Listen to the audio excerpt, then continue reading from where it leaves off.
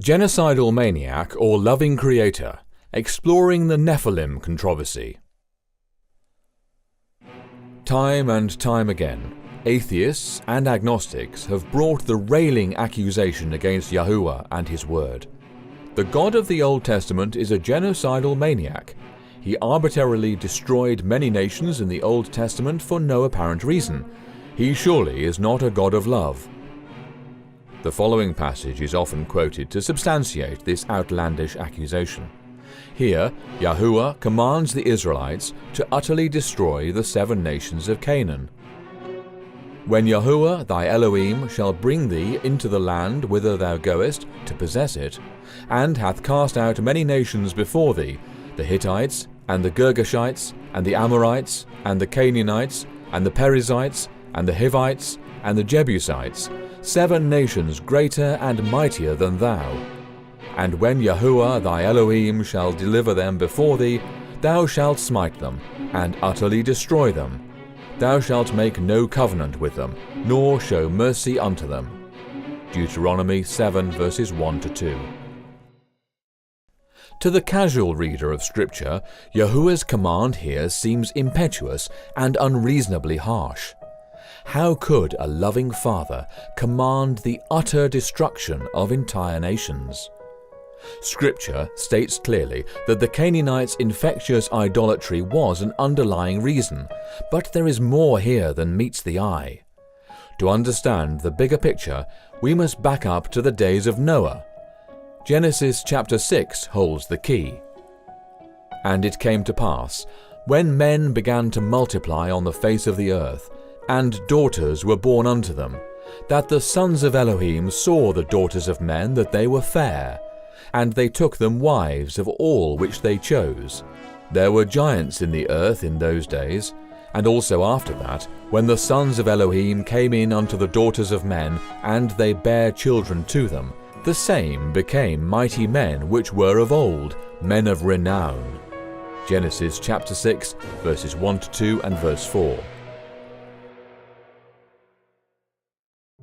The true meaning of this passage has long been buried, and is often overlooked by scholars and Bible students alike.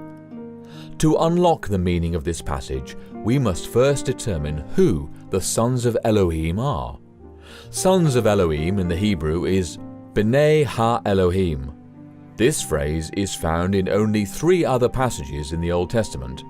All 3 of these occurrences are in the book of Job.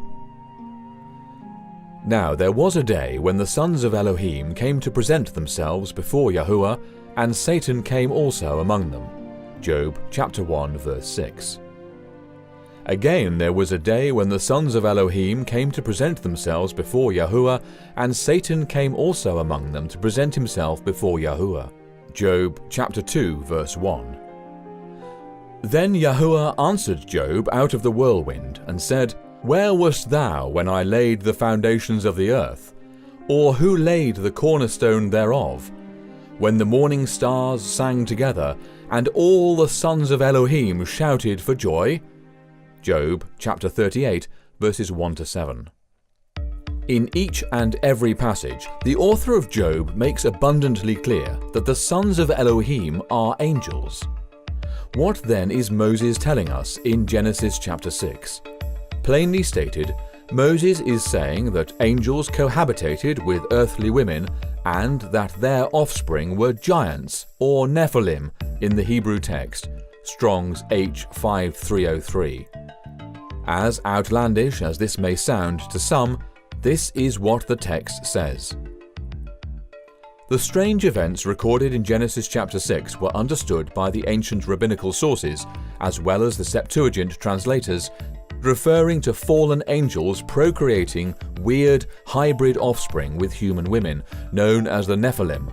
So it was also understood by the early church fathers. These bizarre events are also echoed in the legends and myths of every ancient culture upon the earth.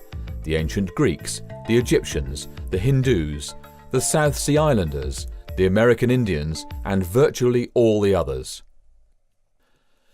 Now let us examine the larger implications of this understanding and how it relates to the Father's command to destroy the nations of Canaan. Father Yahuwah decreed the eradication of the Canaanites because they were completely contaminated with Nephilim genetics. This was contrary to his plan for humanity, which in the beginning was created in his image. If left unchecked, this genetic contamination would have become so ubiquitous that it would have made it impossible for the Messiah to be born pure and without blemish, which was an absolute requirement if he was to atone for mankind's sin as the sacrificial lamb of Yahuwah. If the Father had not intervened by way of Israel's sword, all bloodlines would ultimately have become polluted with the Nephilim genes. All hope of salvation through the promised Messiah would have been lost. Because Scripture does not mention a second instance of angels cohabitating with women, and because the Nephilim resurfaced after the flood, it must be deduced that the Nephilim genetics somehow survived the flood. All things considered, it was most likely Noah's sons' wives who carried the Nephilim genes and passed them on to some of their offspring. While this proposition might come as a shock to many, it is the most reasonable deduction based on the chronology of Genesis 6 and the details of the post-flood record. Let us examine the order of events validating these conclusions. 1. Fallen angels mate with earthly women. And it came to pass, when men began to multiply on the face of the earth, and daughters were born unto them, that the sons of Elohim, angels, saw the daughters of men that they were fair, and they took them wives of all which they chose. And Yahuwah said, My spirit shall not always strive with man, for that he also is flesh, yet his days shall be 120 years. There were giants, Nephilim, in the earth in those days, and also after that, when the sons of Elohim, angels, came in unto the daughters of men, and they bare children to them. The same became mighty men which were of old, men of renown. Genesis chapter 6, verses 1-4. 2.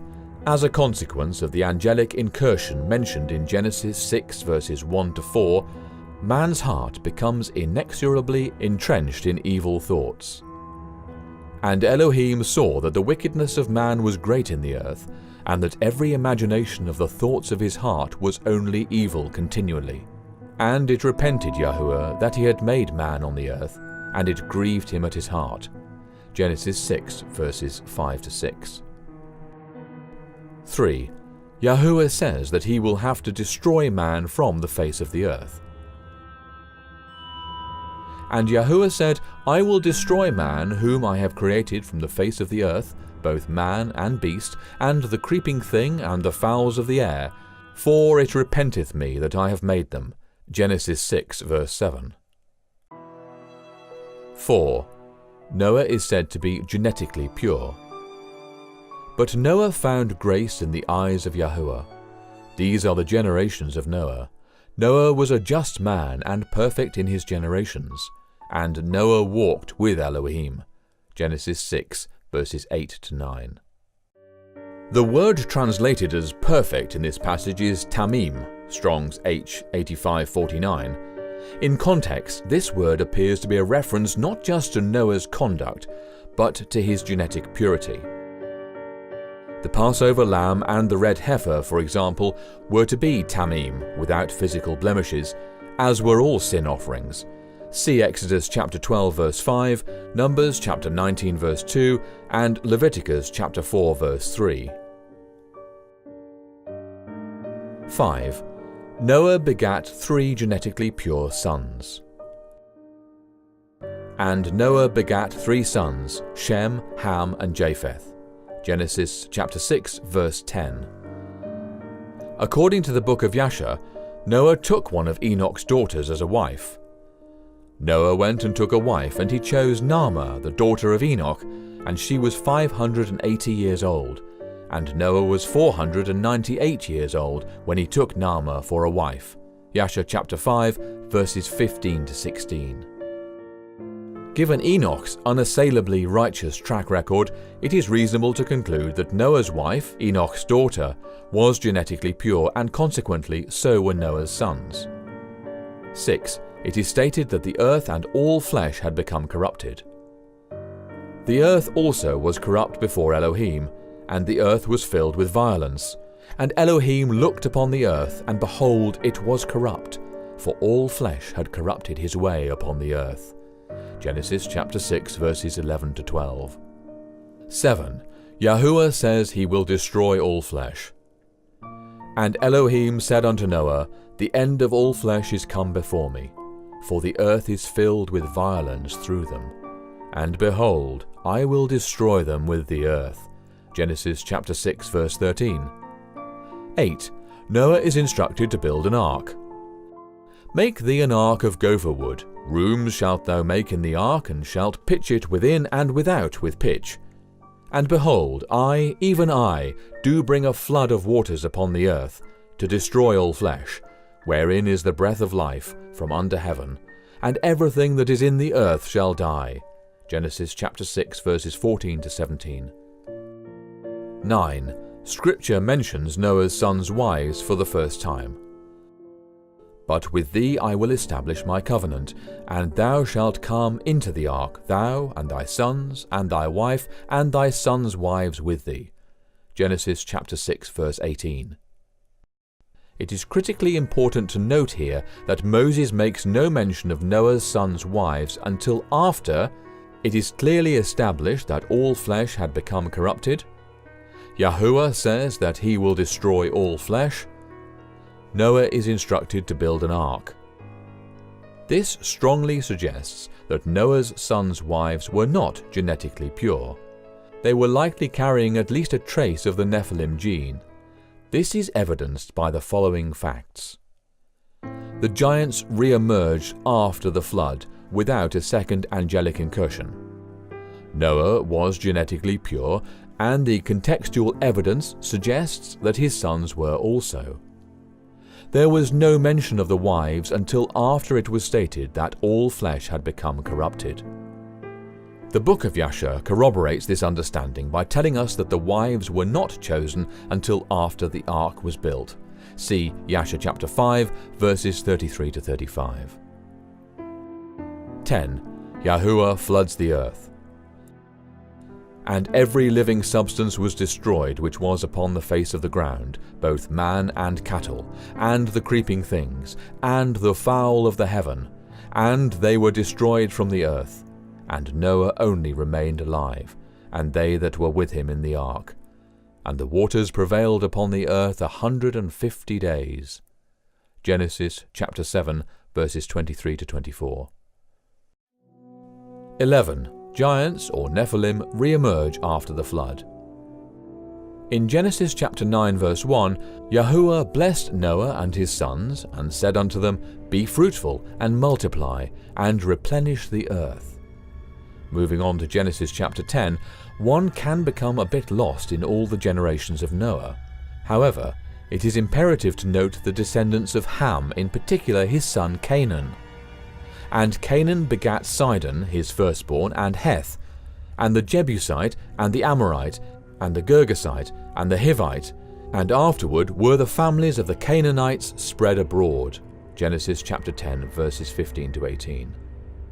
Now we fast forward to Numbers chapter 13, where Yahuwah spoke to Moses and instructed him to send men to search out the land of Canaan. This was their report. The Amalekites dwell in the land of the south, and the Hittites, and the Jebusites, and the Amorites dwell in the mountains, and the Canaanites dwell by the sea and by the coast of Jordan. And Caleb stilled the people before Moses, and said, Let us go up at once and possess it, for we are well able to overcome it. But the men that went up with him said, We be not able to go up against the people, for they are stronger than we. And they brought up an evil report of the land which they had searched unto the children of Israel, saying, The land through which we have gone to search it is a land that eateth up the inhabitants thereof, and all the people that we saw in it are men of great stature. And there we saw the giants, Nephilim, the sons of Anak, which come of the giants. And we were in our own sight as grasshoppers, and so we were in their sight. Numbers chapter 13, verses 29 to 33. Note that the nations of giants listed here are all Canaanite nations, meaning they are all descended from Noah's grandson, Canaan, and are the ones that Yahuwah commanded Israel to utterly destroy. While only 4 of the 7 Canaanite nations are mentioned here by the spies, it would have been understood that the remaining 3 were included as they were part of Canaan. It is likely that the spies did not mention the Girgashites, the Perizzites, and the Hivites by name because of the route that they took when they spied out the land. The spies came in through the wilderness of Zin in the south, and then proceeded northward as far as Rehob. So they went up and searched the land from the wilderness of Zin unto Rehob, as men come to Hamath. And they returned from searching the land after 40 days. Numbers chapter 13, verses 21 and 25. While the Canaanite nations were not the only nations of Nephilim, they were by far the largest and collectively occupied more land than any of the smaller tribes. 12. Yahuwah tells Israel to destroy the Nephilim nations. When Yahuwah thy Elohim shall bring thee into the land whither thou goest to possess it, and hath cast out many nations before thee, the Hittites, and the Girgashites, and the Amorites, and the Canaanites, and the Perizzites, and the Hivites, and the Jebusites, 7 nations greater and mightier than thou, and when Yahuwah thy Elohim shall deliver them before thee, thou shalt smite them, and utterly destroy them. Thou shalt make no covenant with them, nor show mercy unto them. Deuteronomy chapter 7, verses 1 to 2. The Father's command to destroy the Canaanite nations was anything but arbitrary. Far from being a random act of genocide, the annihilation of the Canaanites was a remarkable act of unparalleled providence and selfless love. Had Father Yahuwah allowed the Nephilim nations to continue unimpeded, the entire earth would again have become corrupted, and the bloodline of the promised Messiah would have become polluted, making it impossible for mankind to be saved. It makes perfect sense why Yahuwah may have allowed microscopic genetic codes, i.e. a remnant of genetic information, to survive just long enough for his people to wipe them out. Why? Because it was through the heroic acts of the Hebrew people that the whole post-flood world came to fear them, and Yahuwah their Elohim, the one true Elohim of Abraham, Isaac and Jacob. Yahuwah got the glory through his chosen people, and this new nation of giant slayers stood as a testimony to all other nations of the awesome power and truth of the living Creator of heaven and earth. A great example of this is Rahab's plea bargain with the 2 men Joshua sent to spy out the land of Jericho. And Rahab said unto the 2 men, I know that Yahuwah hath given you the land, and that your terror is fallen upon us, and that all the inhabitants of the land faint because of you. For we have heard how Yahuwah dried up the water of the Red Sea for you, when ye came out of Egypt, and what ye did unto the 2 kings of the Amorites, that were on the other side of Jordan, Sihon and Og, whom ye utterly destroyed. And as soon as we heard these things, our heart did melt, neither did there remain any more courage in any man, because of you. For Yahuwah your Elohim, he is Elohim in heaven above and in earth beneath. Joshua chapter 2, verses 9 to 11. When you consider what this tiny nation did to entire cultures of massive post-flood giants, it is very easy to see why Yahuwah allowed Nephilim genetics to survive long enough to be wiped out by his people. In doing so, Yahuwah demonstrated to the world and to the fallen angels what people in right relationship with him can do. If Scripture is allowed to be its own interpreter, then the sons of Elohim, mentioned in Genesis 6, were fallen angels that left their heavenly estate to procreate with human women in an attempt to prevent the birth of the promised Messiah. This unholy union resulted in the rise of the Nephilim and was the catalyst for both the Great Flood and Yahuwah's command to destroy the post-flood Canaanites. Father Yahuwah's name is thus vindicated, and the atheistic claim that he is a genocidal maniac is exposed for the egregious lie that it is. Yahuwah's long-suffering love for his creation surely knows no bounds. Praise his matchless name now and forever. He who knows the end from the beginning is just and righteous in all his ways.